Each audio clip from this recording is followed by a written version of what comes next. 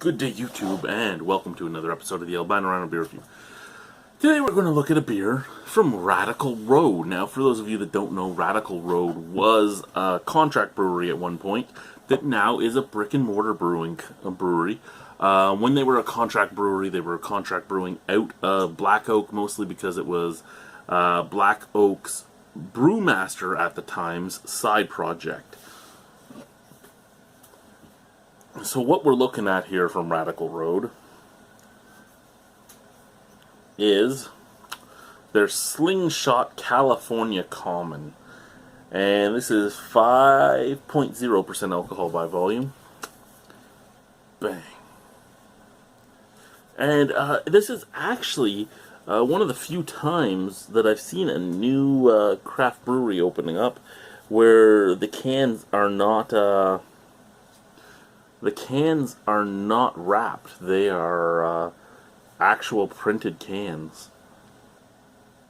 And I don't see a crown anywhere on here, so I would suspect these are not from Crown Holdings. There's no crown here on the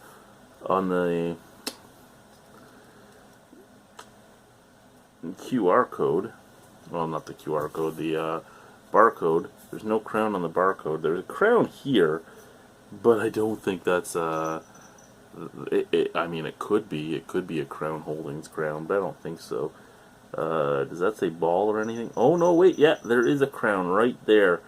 Almost unnoticeable because of the, fonts. Well, not the fonts, but the colors. But yeah, so this is a Crown Holdings can, so for those of you that are all about supporting, union stuff, you might not want to buy the can. Just... I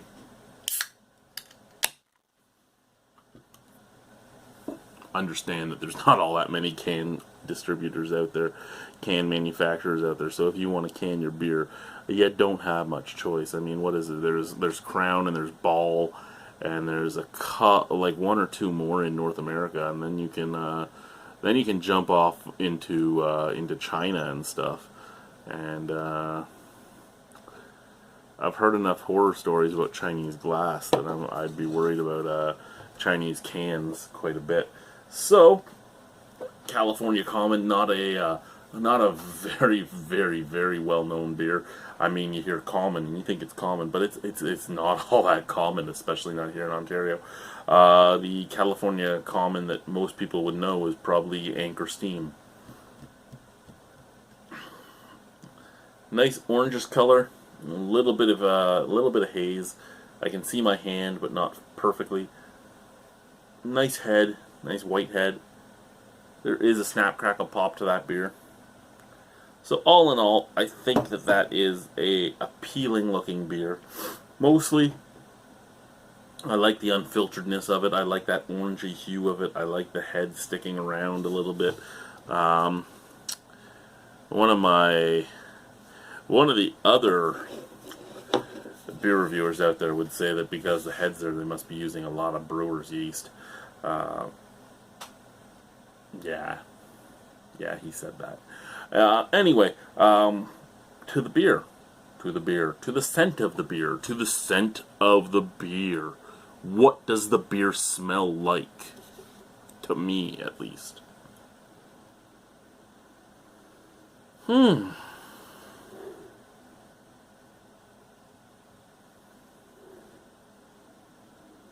Out of the can, it's like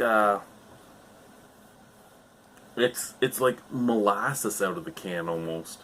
You ever go out and buy like pork and beans in molasses sauce and stuff, and you open it up and you just get that sweet molasses nose right after you open that can? That's kind of what it smells like. And for those of you that don't know what I'm talking about, it's when you're lazy and you don't want to make your own baked beans with your own sauce, so you buy the dollar can. And you get something that's not nearly as good as what your grandmother or your aunt or anybody else taught you how to make, but it's what you can get for $1 without having to do anything.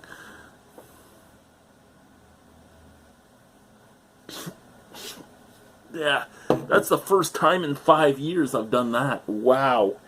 I just snorted head.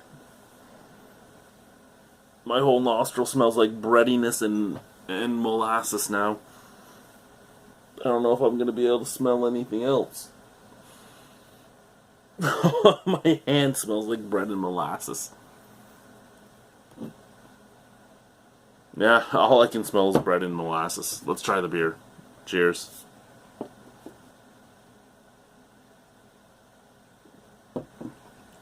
Now, Radical Road, was it 2 or 3 beers that they ended up putting out?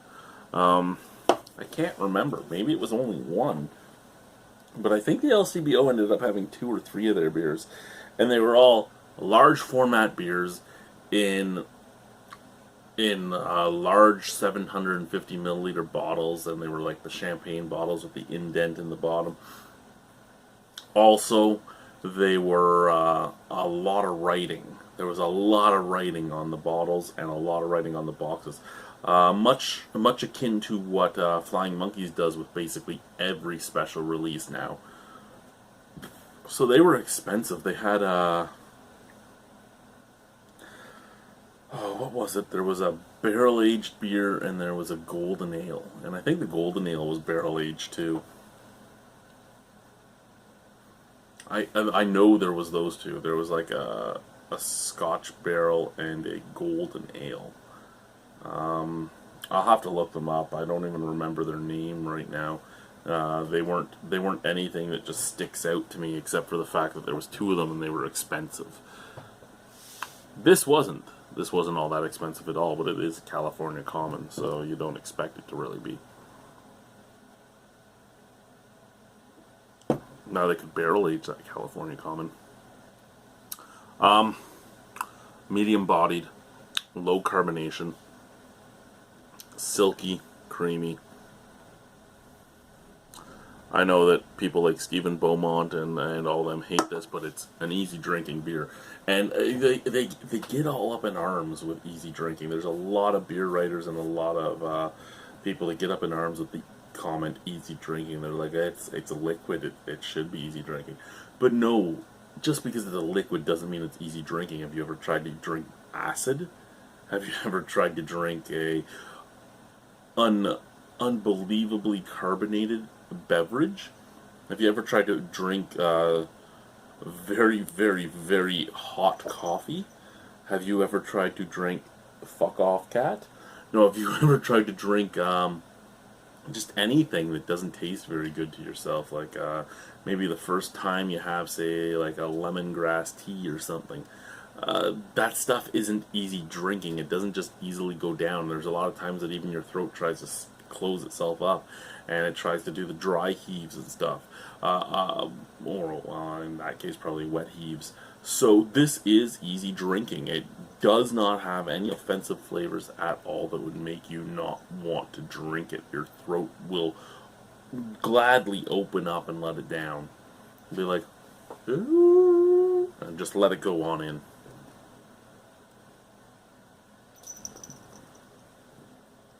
And the cat's back. And the cat's gone. California Common basically kind of tastes like a slightly hoppier cream ale. A little bit of pine, a little tiny bit of pine, little tiny bit of citrus. Nice caramel forefront, caramel and molasses forefront, a little roastiness as well on the back end, and fades into like a roasty, dirty finish. There's absolutely nothing wrong with this beer. There's just absolutely nothing spectacular about this beer. But that's what you're going to expect coming into this beer. This beer is just supposed to be drinkable and approachable, and I think it is drinkable and approachable. And for that reason alone, I'll give the beer a 6.75 out of 10. I will give it an asterisk on the 6.75. The 6.75 is basically that now that I'm at 3,800 beers, it's not really a beer I would want to go back to, but I think it's a very well-made beer, and I think there's a lot of people that would love this beer. So the asterisk is that it's probably worth a 7.25 on my scale, but I don't see myself buying this beer again, hence the reason why it's a 6.75. Thank you guys for watching. Have a wonderful evening. Slingshot California Common by Radical Road. I'm not going to chug it because I'm going to watch.